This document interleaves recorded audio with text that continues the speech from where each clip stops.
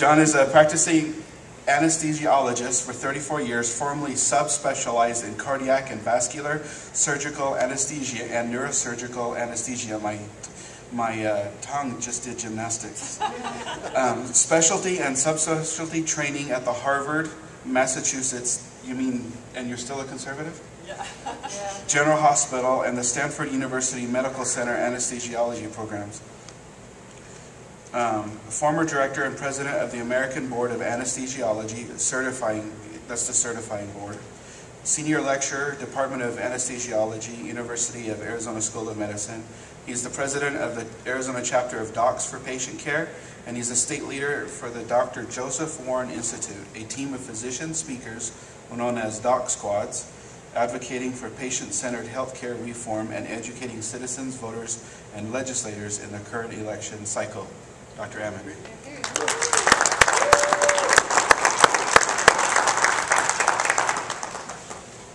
Thank you very much, Greg, and thanks for the invitation. And I want to give credit to all of you people in the Tea Party. I think the Tea Party is truly the second revolution of this country, and it's long overdue. And all the things that you said, sir, are so right on about where we are today and what has to happen. And unfortunately, the Affordable Care Act, which is neither protective or affordable, is a conduit into a different America.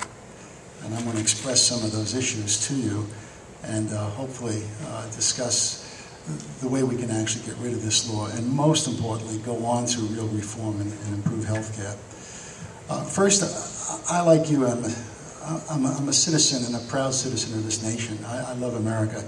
My dad marched across Europe in World War II, and he taught me early on, never give up on America. It always comes back, and I pray to God that it comes back after this administration and this progressive wave of poison that's really infected our country. I'm not political or extreme, but I feel really strongly about that because I've been in this battle in terms of the health care since 2009, and I'm exhausted from it. I was devastated by John Roberts' what I think was very incorrect judgment in the Supreme Court 2 weeks ago.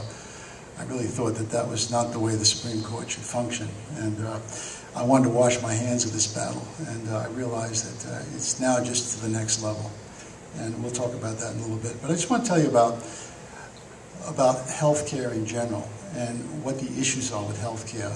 Before President Obama was elected in 2008, healthcare for 4 to 5 decades has had a major series of problems. Mostly dealing with government interference, government regulation, government mandates that came down through the Medicare and the Medicaid entitlements, which initially were very good in terms of concept, but have morphed into terrible things in terms of the economics of them and the entitlement, particularly with Medicaid, that have caused a great deal of hardship for people. And unaffordable, I might say, over time, have to be reformed. But with the government coming into so much of medicine through the Medicaid and the Medicare entitlements, medicine got progressively more difficult to practice as a physician. The regulations were very difficult, and the paperwork and the laws that came down. This thing called EMTALA, the Emergency Medical Treatment Labor Act, where virtually everybody that arrived on a doorstep of a hospital in the southern border of America, in every city in America, who had no insurance, was literally thrown into the healthcare system. And by police power, we had to take care of them, which we would have done anyway, but we had no reimbursement for it. So because of that, cost shifting occurred to commercial insurance and ramped everything up with this law, which was passed, which was actually signed under a Republican president. It was President Reagan. The HMO process, which was devastating back in the 90s and rejected by most of medicine and the citizens, was put into process by Richard Nixon, a Republican president. So whether it be Democratic or Republicans, the infiltration of regulation and control by the government through the Medicare and Medicaid portals has made medicine extremely difficult to practice. And we're talking 2007, 2008. This is before President Obama was elected. Well, having said that, I was privileged to meet Hugh Hewitt, who I'm sure most of you know from Salem Radio. I met him with my wife Patty up at the Point Tapatio 100 days after the Obama administration started. And remarkably, I had about 20 minutes to talk to him, and he said to me, he said, "Oh, you're a physician. Well, here's what's going to happen." And this is quote unquote. I wrote this down shortly after meeting him. "Your profession in the American healthcare system will be degraded and transformed into a government-controlled system. You must prepare for the fight of your life as a physician and citizen. You are about to be engulfed by a tsunami." And, you know, I was 60 years old at the time. I've been practicing for 31 years. I love to practice as a physician. It's the Lord's work. I mean, it's a great profession to be in the modern era, with the science and the medications and the diagnostics and the incredible technology that I have to save lives and to help people get through terrible illnesses. And I do that every day, and it's been a blessed career.